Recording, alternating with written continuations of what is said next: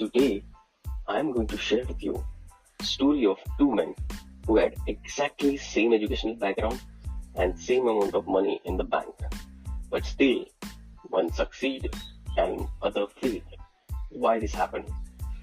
We are going to look at what if and what is mentality.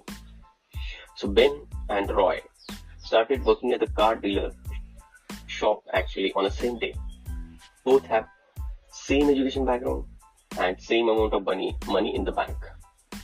The only difference between them was Ben was always thinking about what if, and Roy was only focused on the problems in front of him, that is, what is.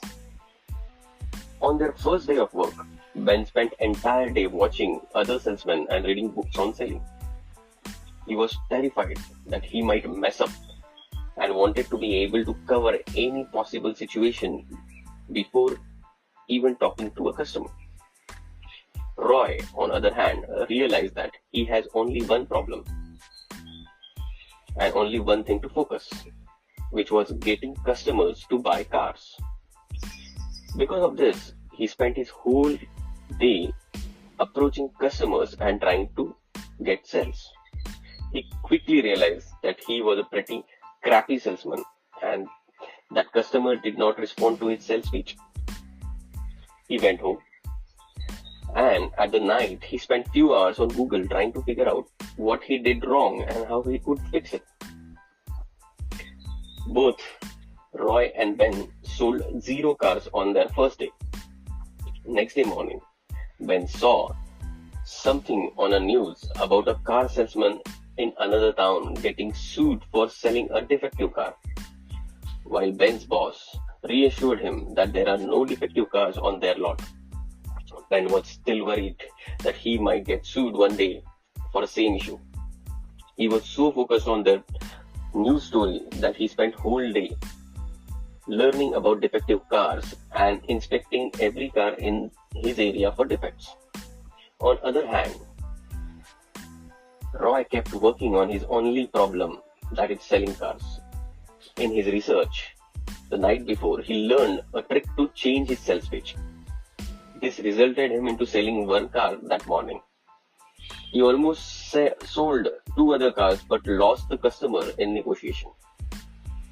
Roy then realized his new problem was negotiating. After work, he went home, sat on his computer and focused on learning how to negotiate. Ben sold 0 car and Roy sold 1 car on their second day. On the third day, Ben talked to Roy. Roy mentioned that negotiating gave him trouble. Ben, who at this point had still not talked to single customer, decided that he needed to learn how to negotiate it before taking any action. He spent whole day walking around the lot, asking other salespeople how to negotiate. Roy, on the other hand, sold 4 cars because of his great sales pitch and because he learned that people were more likely to buy a car if he gave them discount on leather seats during negotiation. Ben sold 0 cars. Roy sold 4 cars on their third day. Next day, a customer who bought a car the previous day came in angry with Roy because Roy had been incorrect about some of the car details, since he was in a rush to sell the cars. Roy apologized and refunded the customer. Ben saw this and was scared that it would happen to him. So he spent all day memorizing all the details for all the cars in the lot. While Ben was memorizing car details, Roy fixed the issue, then repeated the same process he used the day before. Because of this, he sold 6 cars. Ben sold 0 cars. Roy sold 6 cars on their 4th day. On the 5th day, both car salesmen got called into owner's office. At this point, even though Roy had made some mistakes, he sold a total of 11 cars. He also knew how to fix his mistakes since he had dealt with them firsthand. Ben, on the other hand, had made 0 mistakes, but had also sold 0 cars. He learned how to fix a ton of hypothetical problems, but had no real-world experience with the mistakes or with the potential necessary fixes. Their boss gave Roy a bonus check and thanked him for all the new sales. He also said that Roy was moving towards being the best salesman in the dealership had ever. Then the boss turned to Ben and said, Ben, we need people who can sell. Why you are not sold a single car this week? Ben replied, I know I haven't sold any cars, but I wanted to prepare first so that I don't make any mistake with my customers. I saw other people's problems with angry customers forgetting car details and lawsuits, and I wanted to make sure I could prevent them before they happen.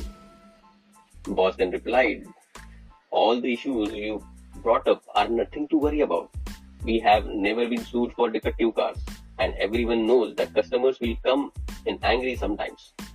Your focus should not be potential issues. Your focus should be whatever is right in front of you. Right now, it is selling cars. If you cannot sell a car today, then we will have to let you go. For the rest of the day, Ben tried to sell a car. But he ran into the real problem that Roy had on his first day. He didn't have the sales pitch. This means that he couldn't solve the most immediate issue, which was just getting a damn sale. By the end of the day, Ben was fired for underperforming. Roy, on the other hand, sold another 7 cars. Within a month, Roy was the best-selling car salesman at the dealership because every day he focused on the problems in front of him and then he figured out how to solve them. By the end of the month, he had most lethal sales pitch on a car lot. He made some big mistakes in that time. By making those mistakes, he learned how to fix them. Why did Ben fail while Roy succeeded? Even though they had an identical background and the same incentives. It's fairly simple and come down to one thing. Roy took action and dealt with the problems when they became problems, while Ben took very little action and focused solely on hypothetical problems. He was locked into perfectionist paralysis, and because of this, he never able to move forward or succeed like Roy did.